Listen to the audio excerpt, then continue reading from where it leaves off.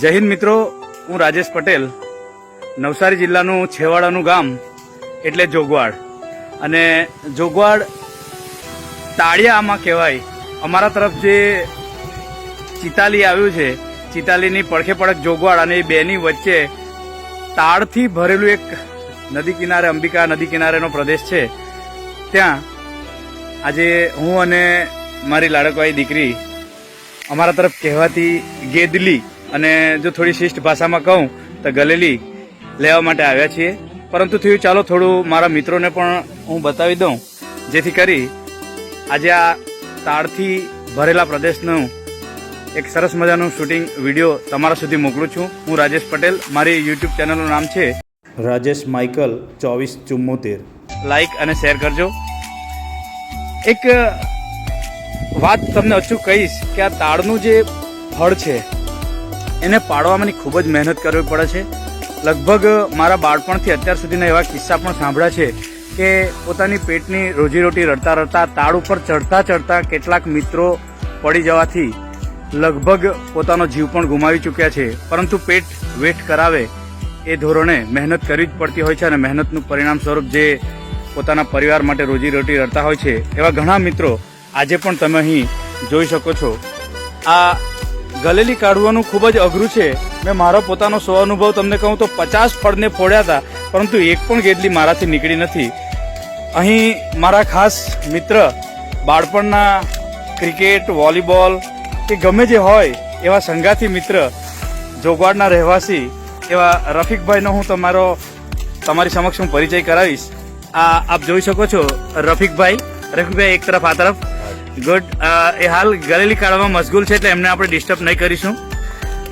આપ કેરેટની અંદર જોઈ શકો છો આ ગેદલી નીકળી છે.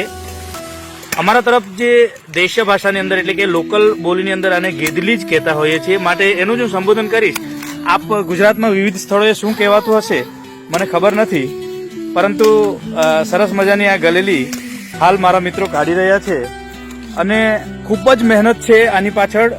ગલેલી કાઢવા માટે એને પાડવા માટે જીવનું પણ જોખમ રહેલું છે, અને એટલી જ મહેનતથી આ ગલેલી એ લોકો કાઢી રહ્યા છે. અને એટલા માટે જ ખેડૂત કે આ મહેનત કરનાર આનું પૂરેપૂરું દામ પણ લેતા હોય છે, અને હું માનું ત્યાં સુધી આપણે આપવું પણ જોઈએ. ગલેલી એક એવું કુદરતી ફળ છે કે જેની અંદર લગભગ તમે મિક્સિંગને કોઈ અવકાશ નથી.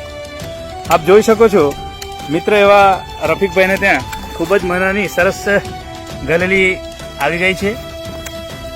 આ એક તમે ખાતા થાકો એવું સરસ મજાનું ફળ છે. દરેક ગુજરાતી લગભગ જાણતા જ હશે, પરંતુ વિવિધ પ્રદેશની અંદર આનું શું નામ છે મને ખબર નથી.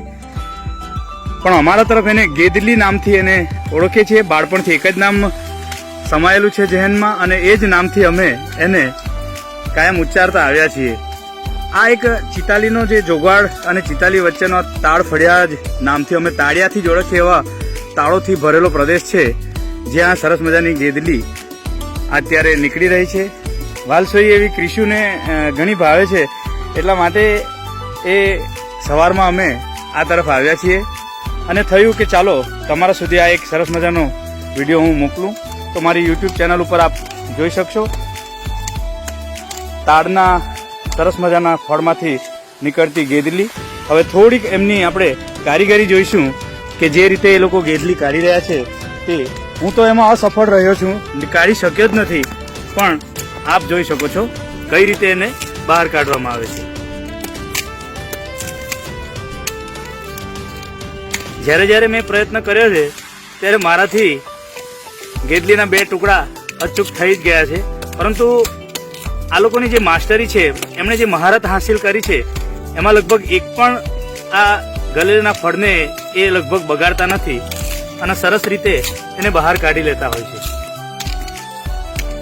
લગભગ મારે 15 થી 20 ઘા મારું ત્યારે માંડ એકાદ નીકળતી એવું મને થતું હતું, પરંતુ આ મિત્ર એવા અમને સરસ મજાની ગલેલી માત્ર 3 થી 4 ઘામાં એ બહાર કાઢી નાખે છે.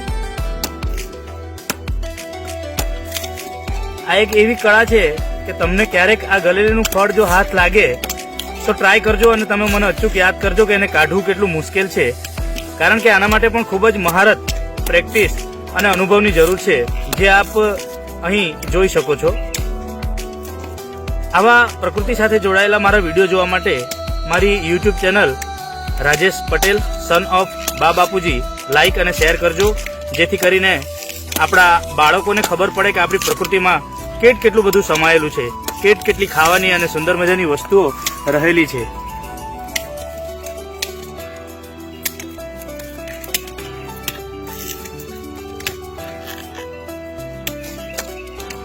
સવારના 5 વાગ્યાથી અથાગ મહેનત કરી આના ફળો નીચે ઉતારી અને પછી આ રીતે એને કાઢી અને ગામોના વિવિધ પ્રદેશની અંદર સેલિંગ માટે જતું હોય છે, વેચવા માટે જતા હોય છે.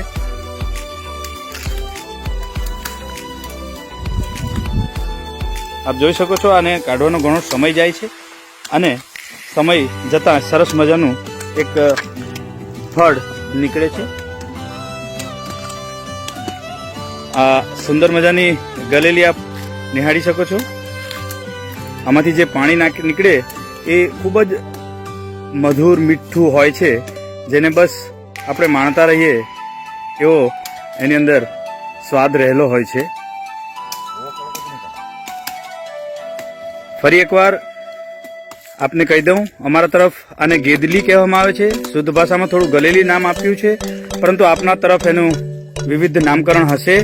પરંતુ આજે જે એની કાઢવાની રીત છે તે આપ મારા વિડીયો દ્વારા જોઈ શકીશું. ફરીથી રફીકભાઈનો ખૂબ ખૂબ આભાર. Rafikbhai, thank you very much. મળીશું આવા જ વિડીયો સાથે. સૌને રાજેશ પટેલના જય હિન્દ. આવજો.